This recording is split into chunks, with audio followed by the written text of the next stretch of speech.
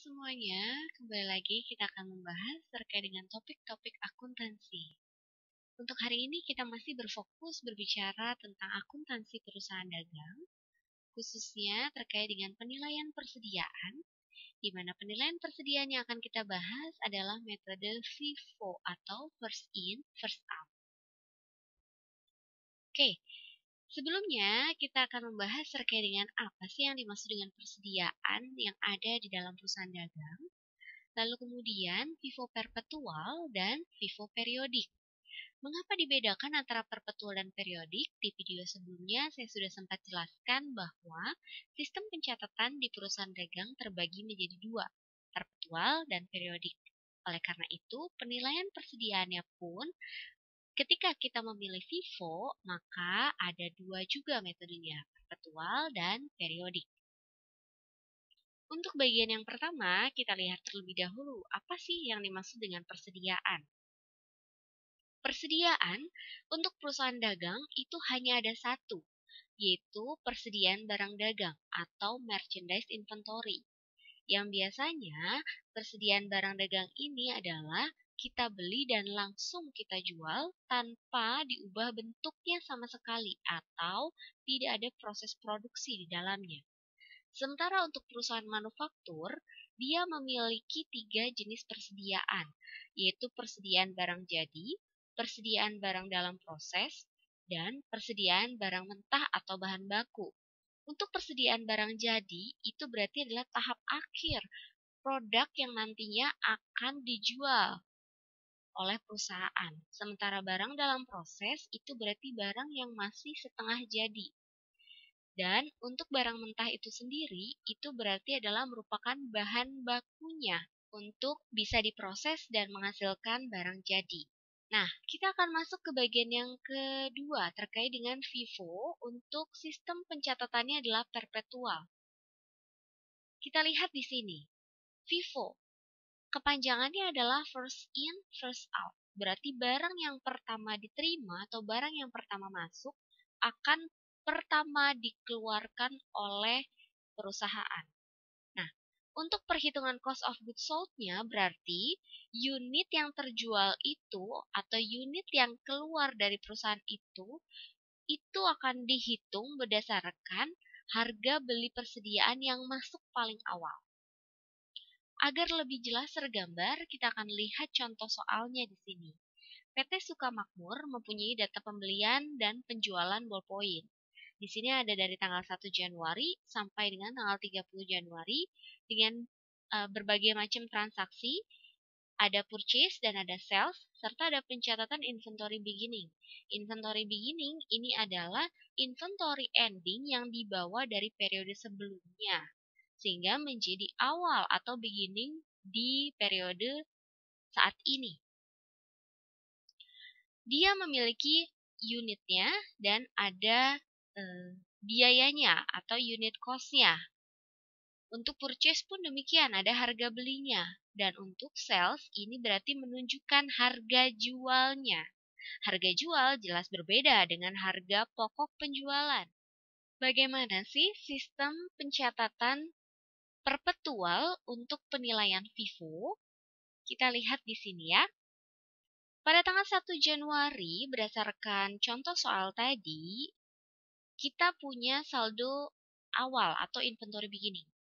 Langsung masukkan di balance unitnya senilai 100 dengan unit cost-nya adalah 1000. Jika kita kalikan, hasilnya adalah 100.000. 10 Januari ada transaksi pembelian. Transaksi pembelian ini sebanyak 200 unit dengan unit cost-nya 1100. Berarti sekarang di gudang kita memiliki persediaan dengan 2 unit cost yang berbeda. Ada yang 1000, ada yang 1100. Ketika kita totalkan, hasilnya adalah 320.000. 20 Januari, kita punya 300 unit yang kita beli dengan harga 1.200. Berarti di gudang telah ada 3 unit cost yang berbeda untuk persediaan tersebut.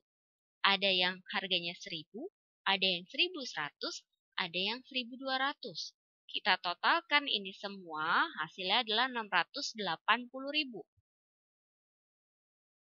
Lalu, Untuk tanggal 24 Januari, ada transaksi penjualan. Transaksi penjualan berdasarkan kasus sebelumnya, kasus tadi ya.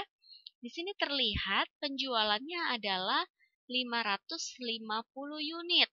Nah, 550 unit ini dengan konsep first in, first out, berarti kita harus mengeluarkan dari harga beli yang paling awal. Nah, di sini kita lihat harga beli yang paling awal itu adalah 1000. Harga beli paling awal adalah 1000. Berarti 1000 inilah yang harus kita keluarkan pertama.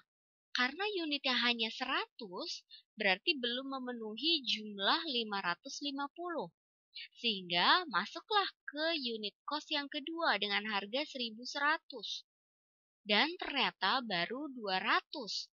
200 ditambah 100 itu baru 300, sementara jualannya 550.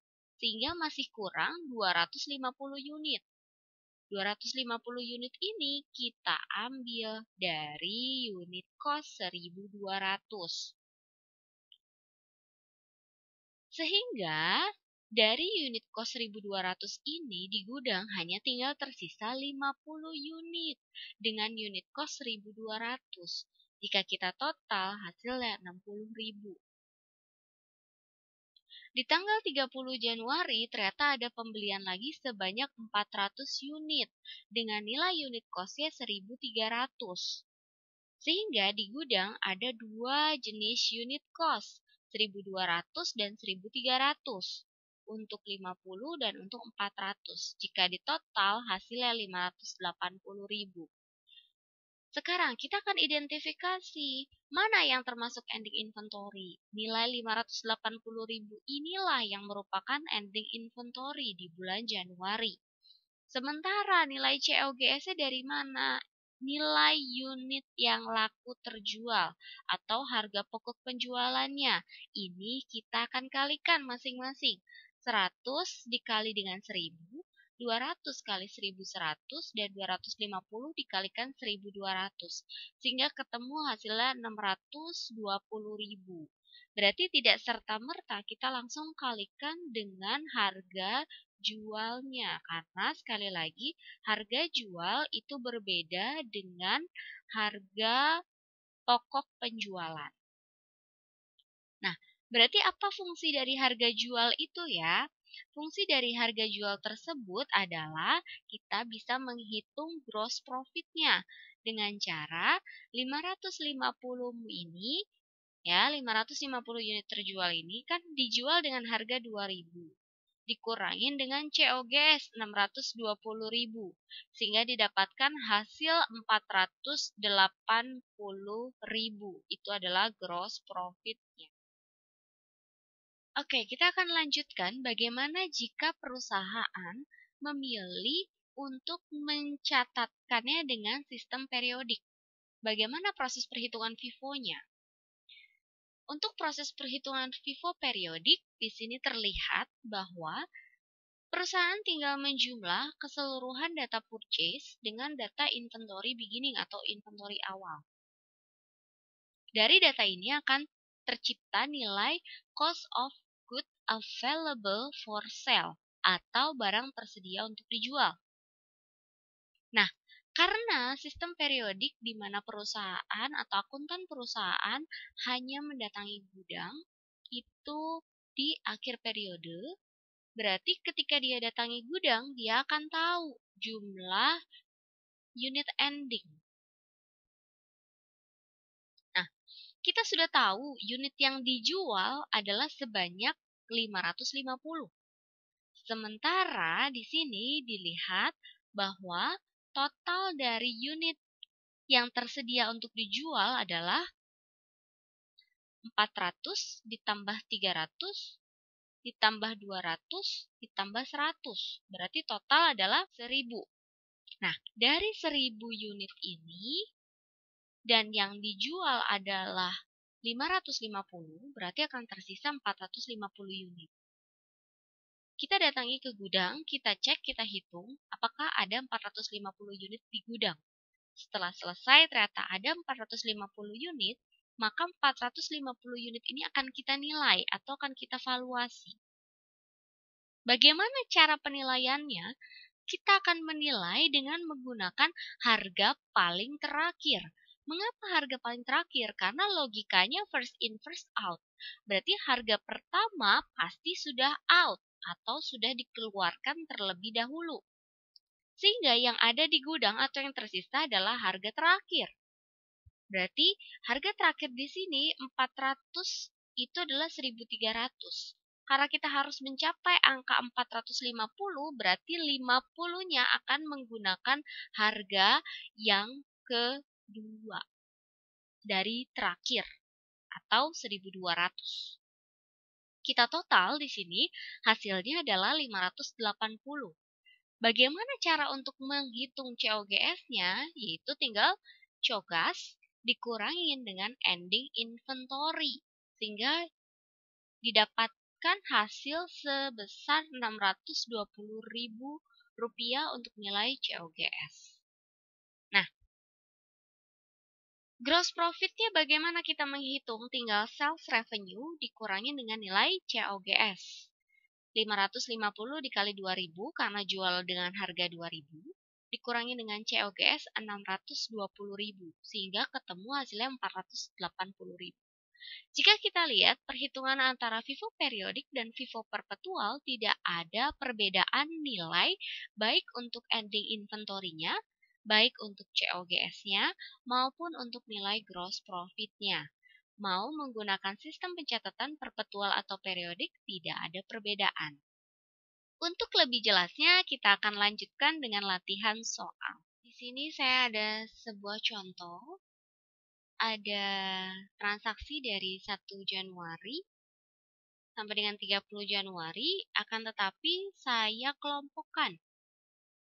Jadi yang pertama saya kelompokkan antara data awal dengan data pembelian, lalu kemudian data sales saya pisahkan sendiri di bawah.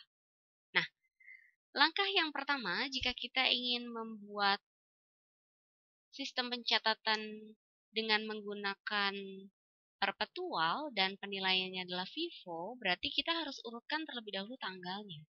Kita langsung simulasikan di sini. Di 1 Januari berarti di sini ada data inventory beginning, berarti kita langsung pindahkan ke balance senilai 1.000 unit dengan harganya adalah 50. Sehingga kita total hasilnya adalah 50.000. Lalu kemudian di tanggal 10 Januari kita ada pembelian. Pembelian ini adalah sebanyak 1.200 dengan unitnya adalah 55. Dengan harga per unit maksudnya ya, 55. Berarti di sini di gudang kita punya 1.000 unit dengan harga 50 dan kita juga punya 1.200 unit dengan harga 55.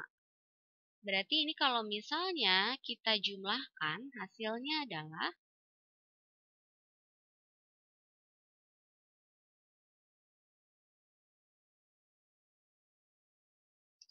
116.000.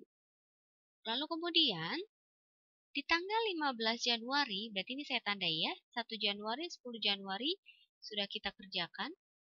Lalu kemudian 15 Januari sekarang. 15 Januari ada kegiatan penjualan. Yang dijual adalah sebanyak 800 unit. Karena kita menggunakan konsep first in, first out. Berarti yang masuk pertama keluar duluan dong. Nah, berarti kita pakai harga yang 50. Tinggal lihat unitnya. 1.000 di sini. Jualannya 800. Berarti masih cukup mengcover dengan harga 50. Ya, 800. Berarti sekarang berapakah sisa dari barang yang dengan harga 50? Sisanya adalah tinggal 200. Dengan harga 50. Dan yang harga 55 tetap utuh sebanyak 1.200. Kita akan jumlahkan lagi.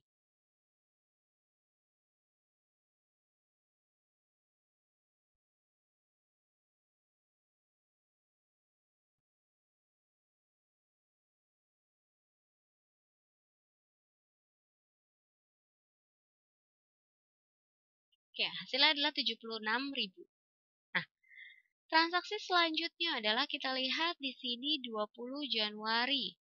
Transaksi yang terjadi di 20 Januari adalah transaksi pembelian sebanyak 800 unit dengan harga 60. Sehingga di gudang, selain kita punya dua harga ini 50 55 barangnya sama ya, sejenis semua. Kita juga punya ketambahan lagi barang yang sama dengan harga yang berbeda, yaitu harganya 60. Berarti kita tinggal jumlahkan yang unit 800 dengan harga 60. Lanjut, di tanggal 21 Januari, kita lihat di sini ya, 21 Januari. 21 Januari ada transaksi pembelian lagi sebanyak 2.000 dengan harganya 65. Berarti di sini kita punya 4 macam harga. Kita perhitungkan lagi dengan kita tambahkan yang 2.000 unit dikali 65. Nah, oke. Lanjut. Di tanggal 24 Januari sekarang. 24 Januari itu ada transaksi penjualan. Yang dijual adalah sebanyak 1.500. Nah, kembali, kita harus melihat dari harga pertama. First in, first out kan? Jadi pertama masuk, pertama yang kita keluarkan. Harga pertama adalah harga 50. Dengan harga 50, ternyata unitnya baru ada 200. Sementara jualan kita 1.500. Berarti masih kurang 1.300 ya. Lalu kita lihat harga kedua. Harga kedua adalah 55. Harga kedua 55 ini adalah 1.200. Karena jualannya 1.500 berarti masih kurang 100, betul? Nah, 100 ini berarti kita akan ambil dari harga yang ketiga, yaitu 60. Berarti dengan otomatis yang ada di saldo, kita punya harga 60 dan 65. Untuk yang harga 65-nya masih utuh, 2.000. Nah, bagaimana untuk harga 60? Harga 60 dari 800 sudah kita kurangkan 100, berarti tinggal 700. Oke, ini kita hitung.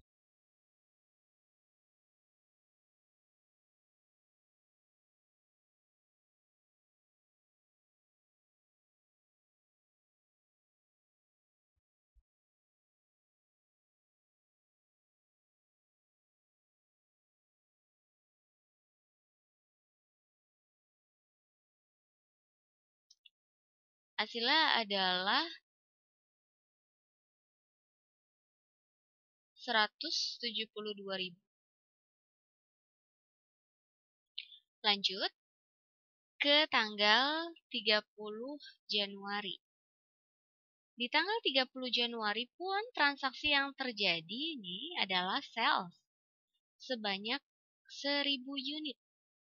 Nah, kita berarti harus mengambil dari harga pertama lagi. Harga pertama di sini di gudang adalah 60. Sebanyak 700. Apakah sudah mencapai 1.000? Ternyata belum. Masih kurang 300. 300 ini kita ambil dari harga yang kedua. Ini harga terakhir ya, 65. Nah, lalu dari sini berarti kita bisa lihat saldo yang ada di gudang adalah tinggal yang harga 65 dengan totalnya adalah 1.700. Sehingga kalau kita kalikan ini di gudang hasilnya adalah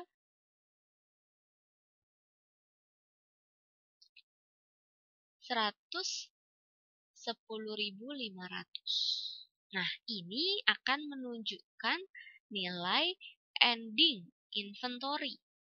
Ini menunjukkan nilai ending inventory. Sementara, bagaimana untuk nilai COGS-nya? Berarti untuk nilai COGS itu adalah semua yang ada di dalam kolom sales ini. Kita akan kalikan semua. 800 dikali 50 ditambah 200 dikali 50 ditambah 1200 dikali 55 ditambah 100 dikali 60 700 dikali 60 300 dikali 65. Oke, kita lihat hasilnya berarti adalah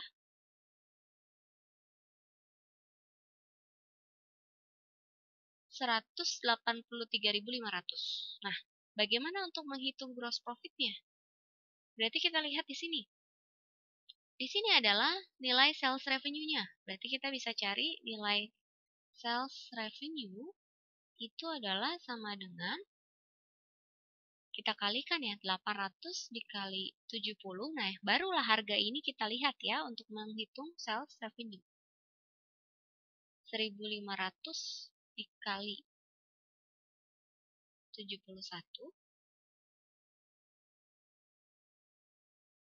1000 dikali 72. Hasilnya adalah 234.000, tinggal kita kurangkan dengan nilai COGS-nya. Nilai COGS-nya adalah ya, 183.500. Nah, ketemu deh nilai gross profit-nya, yaitu senilai 51.000. Jadi ini adalah nilai COGS-nya yang kita dapat dari keseluruhan sales di sini. Ya, keseluruhan nilai sales di sini. Sementara untuk nilai gross profit ini kita dapat, kita hitung dulu nilai sales revenue. Nah, pergunakan angka jualnya. Ya, nilai jualnya 70, 71, 72 di sini nilai jualnya. Lalu kurangkan dengan nilai COGS dan akan ketemu hasil dari gross profit-nya. Itu untuk FIFO perpetual.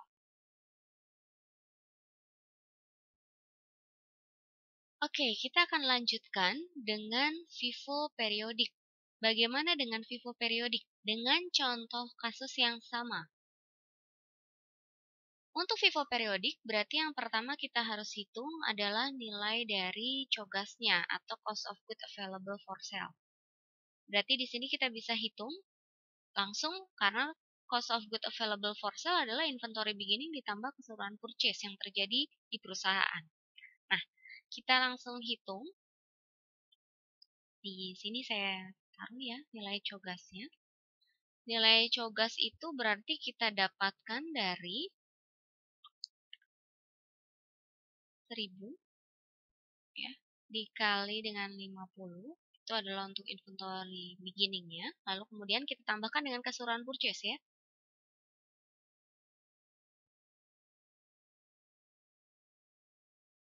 800 di sini. Ya, 800 dikali 2000 dikali 65. Oke, kita akan dapatkan hasil dari cost of goods available for sale-nya senilai 294.000. Nah, dari nilai cogasnya ini, kita lihat di sini, ini unitnya berapa ya totalnya? Total dari sisi unit. Kalau ini kan dari sisi harganya. Kalau dari sisi unitnya, berapa banyak ini? Kita tinggal jumlah. Oh, dari sisi unitnya adalah 5.000. Sementara unit yang kita jual, itu ada 3.300. Ya, unit yang kita jual ada 3.300. Sementara unit cogasnya atau unit cost of goods available for sale-nya adalah 5.000. Berarti ketika kita datangi gudang,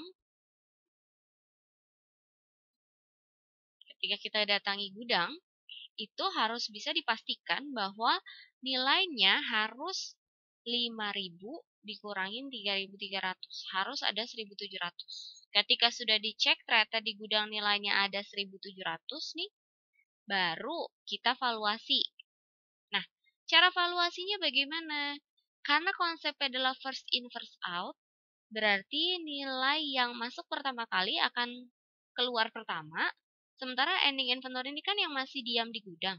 Berarti kita pakai harga paling terakhir. Nah, dalam hal ini harga paling terakhirnya adalah 65.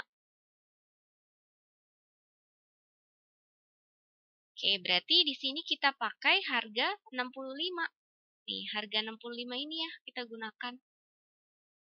Kenapa kita gunakan harga 65 saja? Karena di 65 ini unitnya kan 2000, sementara yang di inventory tersisa 1700, berarti masih bisa tercover dengan 65. Kita hitung. 1700 kita kalikan dengan 65. Hasilnya adalah 110.500. Nah, kita hitung sekarang COGS-nya. COGS-nya tinggal cogas, nilai cogas ini kita kurangkan dengan nilai ending inventory-nya. Ketemu hasilnya 183.500. Bagaimana cara mencari gross profit-nya? Sama seperti tadi ketika kita mencari nilai gross profit saat menghitung dengan menggunakan perpetual. Berarti yang pertama kita lakukan adalah hitung dulu sales revenue-nya. Bagaimana cara menghitung sales revenue-nya? Tinggal kita kalikan unitnya dengan harga jualnya 70. Unitnya lagi dengan harga jualnya 71. Unitnya lagi dengan harga jualnya 72.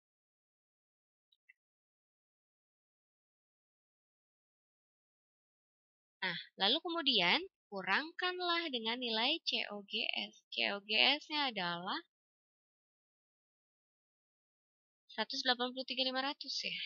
Lalu kemudian kita tinggal hitung nilai gross profit.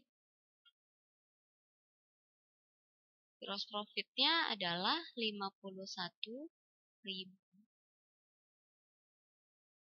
Nah, bisa kita lihat di sini bahwa nilai gross profit 51.000, nilai COGS 183.500, nilai ending inventory 110.500, ini sama dengan metode